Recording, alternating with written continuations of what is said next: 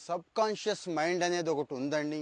అంటే మనలో ఒక రకమైన ఇంకొక మనిషి అని, అంతర్ముఖం అంటాం చూడండి, అది అని. నిజం చెప్పాలంటే వాడే కరెక్ట్ అయిన మనిషి, కానీ మనలోనే ఉన్నాడు.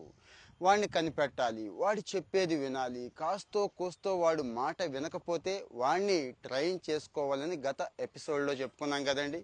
గత ఎపిసోడ్లో ఈ సబ్ కాన్షియస్ మైండ్ని ట్రైన్ చేయడం ఎలా, ఈ ట్రైన్ చేసుకున్న తర్వాత వాడుకోవడం ఎలా, ప్రపంచంలో బాగుపడిన వాళ్ళు, ఈ రోజు కూడా బాగా బతుకుతున్న వాళ్ళు ఈ అలవాటు ఉన్న వాళ్ళే, ఈ చిట్కాని ఫాలో అయిన వాళ్ళే అని చెప్పుకున్నాం కదండి. దాని గురించే ఈరోజు మిగిలిన విషయాలు చెప్పుకుందామండి. ఇక్కడ మెడిటేషన్ అనే ప్రక్రియ ఒకటి ఉందండి. అలాగే పాజిటివ్ పీపుల్ ఉన్నారు చూడండి. పాజిటివ్ పీపుల్ అంటే అర్థమవుతుంది కదా, బాగున్న వాళ్ళు, వాళ్ళకు కూడా ఉండటం. మూడవది హిప్నోసిస్ అండి, అంటే హిప్నటైజ్ చేసుకోవడం. ఎవరి దగ్గరకో వెళితే ఎవడు పడితే వాడు హిప్నటైజ్ చేస్తే అవటం కాదు, మనకు మనం చేసుకునే అవకాశం కూడా ఉంది. ఈ మూడు విషయాల మీద తెలుసుకుందాం. సబ్ కాన్షియస్ మైండ్ని ట్రైన్ చేసుకుందాం, బాగా ఉందాం. ఇక నెంబర్ 1కి వచ్చి మెడిటేషన్ అండి. మెడిటేషన్ అంటే ధ్యానం చేయడం, కళ్ళు మూసుకోవడం, ఏదైనా ఒక విషయం మీద దృష్టి పెట్టడం, శ్వాస మీద ధ్యాస. ఇలాంటివి చాలా ఉన్నాయి కదండి. మెడిటేషన్ అంటే యాక్చువల్గా వీటన్నిటితో పాటు చాలా ముఖ్యమైన విషయాలు వస్తాయండి.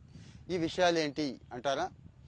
ముందు మనల్ని మనం పరిశీలించుకోవడం, మనల్ని మనం పరిశోధించుకోవడం. అంటే మనం ఎలా ఉన్నాం, మన మానసిక స్థితి ఎలా ఉంది, ఏం ఆలోచిస్తున్నాం, ఏం చేస్తున్నాం, మనం చేస్తున్న ఆలోచన కరెక్టేనా, మనం చేస్తున్న పనులు కరెక్టేనా, సవ్యమైన రూట్లో సక్రమమైన మార్గంలో ఆలోచిస్తున్నామా, మనం చేస్తున్న పని ఏదైతే మనం అనుకున్నామో, చెయ్యాలి అనుకున్నామో వాటినే చేస్తున్నామా, ఇంకా వేరే ఏదైనా చేస్తుంటే ఏదైనా ట్రాన్స్లో పడిపోతున్నామా, నిజం అనుకొని అనవసరం లేని పనుల్ని చేస్తున్నామా, బలహీనతలకు లొంగిపోతున్నామా, ఇవన్నీ ఎఫెక్టివ్గా వాడుకోవడాన్ని మెడిటేషన్ అంటారండి. అంటే వీటి గురించి కూడా ఆలోచించవచ్చు. మెడిటేషన్ అంటే అసలు ఆలోచనలు లేని స్థితి అంటారు కదా. ఆ స్థితి స్టార్టింగ్ స్టేజ్లో కష్టం అండి, ఎవరికి కూడా రాదు, సాధ్యం కాదు.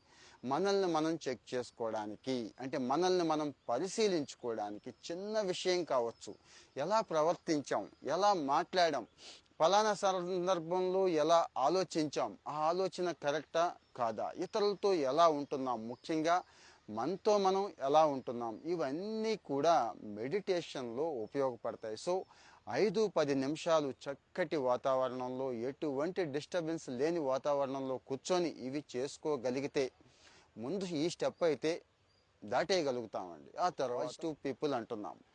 ఈ ప్రపంచం అంతా నెగిటివ్ పీపుల్తోనే ఉందనే విషయం డౌటే లేదు. అంటే 99% అండి. మరి ఏం చేయాలి అంటారా? ఉంటే వాళ్ళతోనే ఉండాలి, లేకపోతే దూరంగా ఉండాలి. నా సలహా అయితే దూరంగా ఉండండి అంటున్నాను.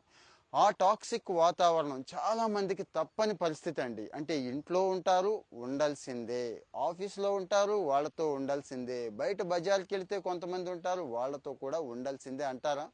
చాయిస్ మీదే.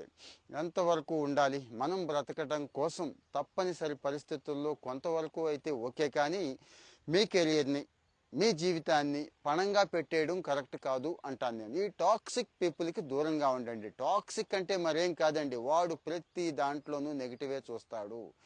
ఏం మాట్లాడినా కూడా వాడి నుంచి నెగిటివే వస్తుంది. అన్నిటికంటే ముఖ్యంగా మీలో కూడా నెగిటివే చూస్తాడు.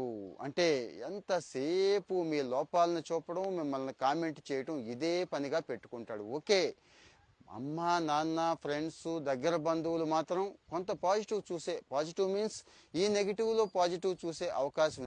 అరే కుర్రాడు ఇలా అయిపోతున్నాడే, ఇలా ఇబ్బంది పడుతున్నాడే, ఇలా బాధపడుతున్నాడే అని చెప్పి ఇప్పుడు అర్థమైంది కదండి. అలా చెప్పేవాళ్ళు మంచి విమర్శ చేసేవాళ్ళు, మంచి సద్విమర్శ చేసేవాళ్ళు, ఇలాంటి వాళ్ళని వదులుకోకూడదు. కానీ కొంతమంది ఉంటారు, వాళ్ళకి ఏ పని పాటు ఉండదు, వాడు కూడా ఏ ప్రొడక్టివ్ పనిలోనూ ఉండడండి. ఎంతసేపు వాడికి ఇదే ఆనందం, సునకానందం అంటాను చూడండి, అట్లా అన్నట్టు ఈ పనిలోనే ఉంటాడు, మిమ్మల్ని మీదే ఫోకస్ పెడుతూ ఉంటాడు. వాడు ఎట్లాగూ బాగుపడ్డు, పక్కనున్న వాడిని కూడా బాగు చేయడు. సో ఇలాంటి మనుషులు ఎవరున్నారనేది ఒకసారి చెక్ చేసుకోండి. మనకు కూడా వీక్నెస్ ఉంటుంది. అరే చిన్నప్పటి నుంచి ఉంటున్నాం కదా, వాడిని ఎట్లా వదిలేస్తామని ఒకటి, అరే దగ్గర చుట్టాలు కదా అని ఒకటి, అరే వీడితో పని ఉంది కదా, లేకపోతే రేపు ఏదైనా ఇబ్బంది అయిపోద్దేమో, సాయంత్రానికి ఇది చేయడేమో, రేపు అది చేయడేమో, మనల్ని ఏదైనా బయట బ్యాట్ చేస్తాడేమో. సో ఈ నెగిటివ్ పీపుల్కి దూరంగా ఉండండి. పాజిటివ్ పీపుల్ ఉంటారండి, నలుగురున్నా చాలు, ఒక్కడున్నా చాలు, వాడితో ఉండటానికి ట్రై చేయండి. అంటే జీవితం అంటే ఇది, ఇది చెయ్యాలి, ఇది సాధించాలి, ఇలా బ్రతకాలి, నిజమైన సంతోషాలంటే ఇవి, ఇలా ఒక క్లియర్ కట్ వ్యూ ఉంటుంది వాళ్ళకి. అలాంటి వ్యూ ఉన్న వాళ్ళు ఒకళ్ళిద్దరున్నా పర్వాలేదు, ఇప్పటికి ఎవరు లేకపోతే ప్రపంచం ఏమీ గొడ్డుపోలేదు, చాలామంది ఉన్నారు. అలాంటివి సెర్చ్ చేయండి. ఫైనల్గా హిప్నసైజ్ చేసుకోవడం అంటారు. సెల్ఫ్ హిప్నటైజ్ అనేది చాలా చాలా ప్రాచీనమైన ప్రక్రియ అండి. చాలామంది ఆచరించిందే. మనం జనరల్గా ఏం చేస్తాం, మంచి ఇన్ఫ్లుయెన్సర్స్కో, సినిమా హీరోలకో, ఇంకొకటికో ఇన్ఫ్లుయెన్స్ అయిపోతాం. విని విని విని, చూసి చూసి చూసి వాడేది చెప్పినా కరెక్ట్ అనుకుంటాం. ఇక ఈరోజు సోషల్ మీడియా గురించి చెప్పక్కర్లేదు, అదే పెద్ద ఇన్ఫ్లుయెన్సర్ మనకి.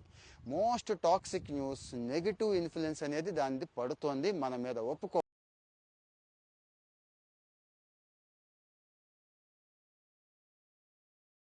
ఉందండి. ఈ సోషల్ మీడియాలో మీరేం చూడాలనుకుంటున్నారో అవే లైక్ చేయండి, ఏదైతే ఉపయోగపడుతుందో దాన్నే సబ్స్క్రైబ్ చేయండి. సో ఆ స్టఫ్ మాత్రమే మీకు వస్తుంది కదా. వీటన్నిటికంటే ముఖ్యంగా సెల్ఫ్ హిప్నటైజ్ చేసుకోవడం, మనల్ని మనం హిప్నటైజ్ చేసుకోవడం కూడా తెలిసి ఉండాలి. అంటే మీరు ఏం చేస్తున్నారు, ఏం అవ్వాలనుకుంటున్నారు, ఎటువైపు వెళదాం అనుకుంటున్నారు అనేది ఒక క్లియర్ కట్ వ్యూ ఉంది కదండి. దాని గురించి మీతో మీరు మాట్లాడుకోండి. అంతకు మించి ఏమి లేదండి. సెల్ఫ్ టాక్ అంటాం చూడండి, అది.